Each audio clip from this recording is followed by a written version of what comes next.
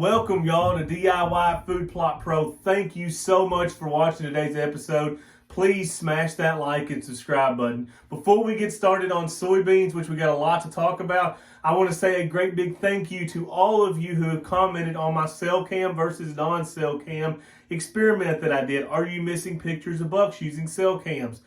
It was so much fun for me to look and read all those comments you guys left for me and realize that y'all are seeing the same thing I've seen. So thank you so much for that. Please do more of that. Please leave more comments.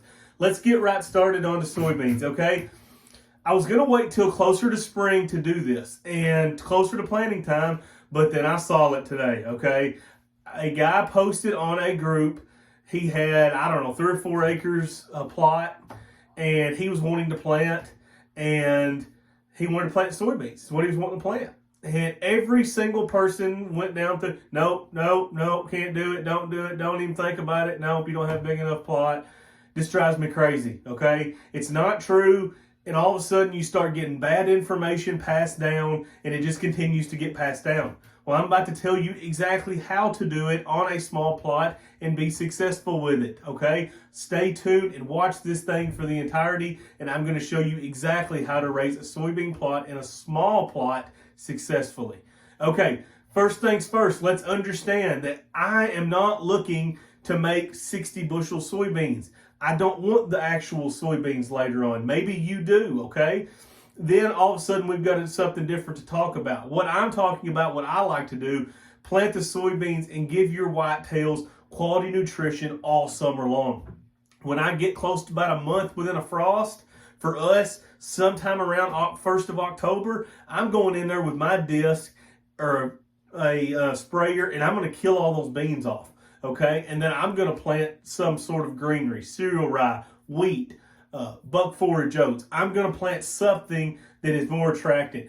In our area in Kentucky, where I'm from, I have left standing beans before in fields and plots, and I have been very unimpressed with them. I know a lot of you guys, especially up north, they do really good for you. They don't here for me. I actually left a big spot one time in a field, probably 3 acres, and I was excited. The beans were huge. They were neck high. They were loaded with beans. I put a stand on it. I thought, this is going to be fire. Well, it was teetotal trash is what it was, okay? It was trash. We never killed anything off of it, and we hunted it several times, and there was no deer that was even using it to speak of. When I went to plant my corn the following spring, I took the planter through, and I knocked most of the beans out. They had been in there all winter long, and the deer hadn't even messed with them. And that's a high-density deer zone, okay? It's not the preferred food source that I don't think in our area, okay? Let's get right into soybeans and teach you how to do it. Fertilizer, that's the very first thing that we're going to talk about. Fertilizer and inoculant. Please, please, please inoculate your seed, okay? Get soybean inoculant. Before you plant, make sure it's coated. All the seeds are coated and then plant. That is going to help your soybean plant fix its own nitrogen, okay? It's going to save you a lot of money being able to fix nitrogen. Most places are going to have the bacteria in the soil, but a lot of our food plots may not.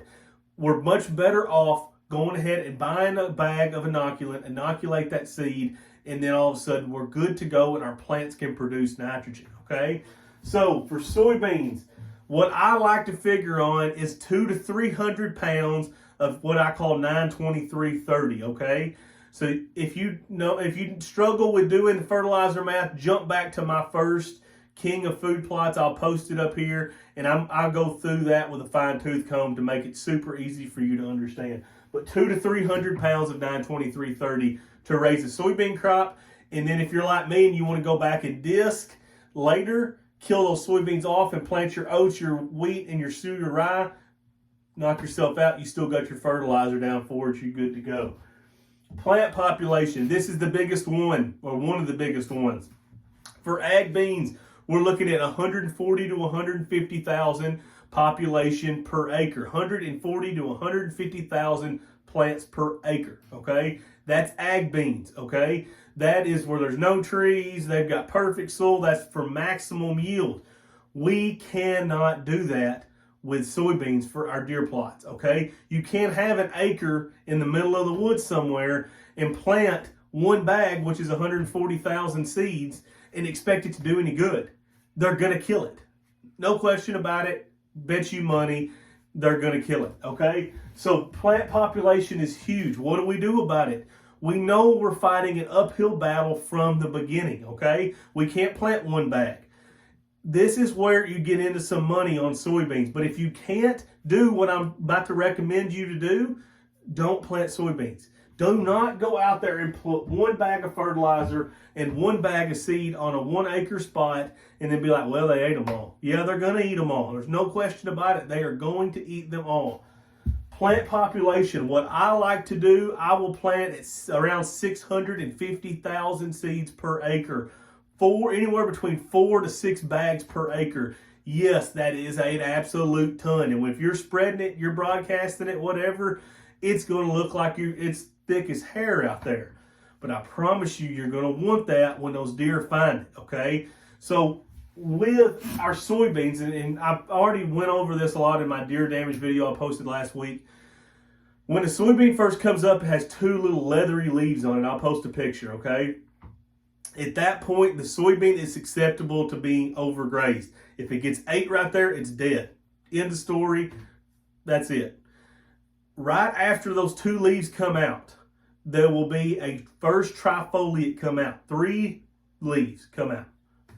Once you get to that stage, your plant is established at that point, and you cannot kill it off. Okay, the deer are not going to overgraze it. Now, I'm not saying they're going to get chest high. They're going to be out there and they're going to hammer it all summer long.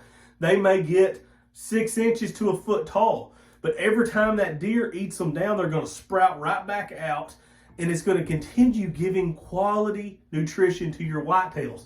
But if you don't plant the right population and they wipe out 100,000 of your 140,000 that you planted that I didn't recommend, then all of a sudden you've got 40,000 seeds that are trying to hold off 10, 12, 15, 30 deer, and it ain't going to work.